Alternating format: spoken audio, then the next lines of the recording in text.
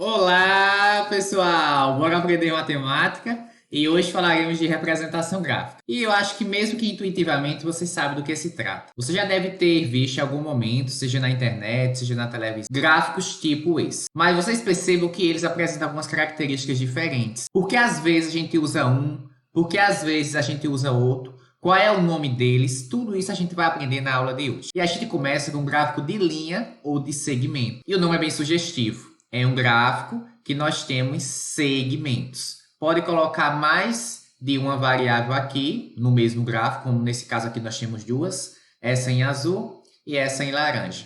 E qual a finalidade desse tipo de gráfico? Onde geralmente a gente usa? A principal função é revelar a tendência de crescimento ou decrescimento, ou até mesmo de constância. Isso em relação ao tempo, geralmente. Uma aplicação daquelas que nós vimos no início da aula seria na Bolsa de Valores. Ou até mesmo no YouTube, nesse canal, por exemplo, Matemática em 3 minutos, eu posso pegar determinado vídeo e analisar qual foi o tempo que as pessoas começaram a sair, a partir de quantos segundos ou quantos minutos. Um outro tipo de gráfico é o gráfico de barras, que o nome é bem sugestivo também, ele é formado por barras. E eles são ótimos para estabelecer rankings comparativos. Observe que aqui eu tenho 3 disciplinas, física, química e matemática, e algumas possíveis respostas seriam ruim, regular, bom ou ótimo. Observe que aqui nós temos comparação dupla, nem sempre é assim, às vezes poderia ser só matemática. Mas se você observar aqui a parte do ruim, você pode ver onde foi que teve mais gente que se considera ruim em determinada disciplina, que no caso foi química. Na parte do ótimo, a maior quantidade de pessoas foi em relação à matemática, e na parte de regular, por exemplo, foi em física. Não necessariamente precisava ter 3 variáveis, às vezes acontece com um só. Um outro gráfico muito semelhante a esse é o gráfico de colunas,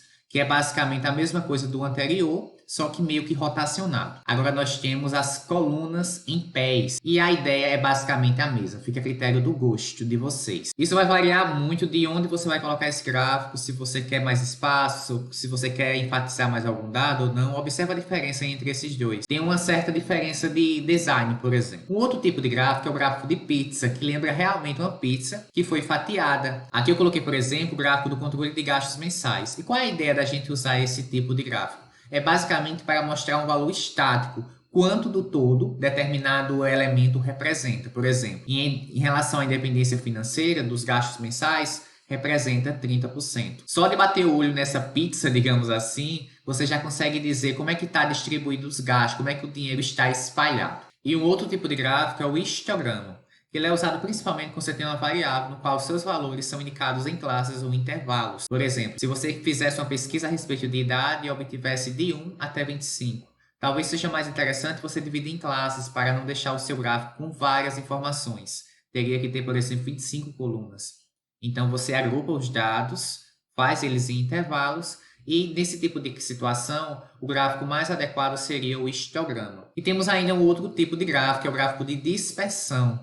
Que é mostrar como os dados estão dispersos. Geralmente usado quando a gente tem duas variáveis que a priori não se relacionam entre si, só que quando você coloca os pontos nesse plano cartesiano, você consegue obter alguma informação. Por exemplo, você observa que nessa área aqui teve mais concentração de pontinhos, enquanto nessa aqui de cima não teve nenhum, e nem aqui nessa final. Esse tipo de gráfico é muito usado no exame chamado campimetria, um exame de olhos, que consegue verificar se por acaso você está em dificuldade em enxergar de algum campo de visão do seu olho. Professor, tem mais gráficos além desse? Com certeza. Só que os mais usados são esses aí, por isso que eu fiz essa seleção para vocês. Espero que você tenha entendido. Até a próxima aula.